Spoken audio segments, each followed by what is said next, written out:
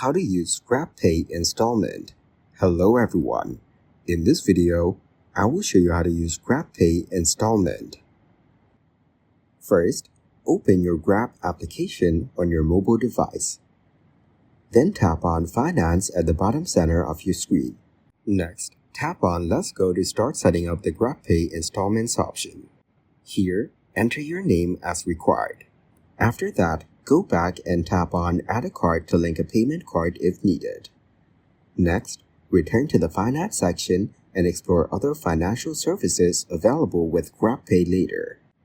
Then, check Finance settings to confirm all settings are properly configured. Finally, check the Grabpay Wallet section to confirm that everything is set up for using Grabpay Installments.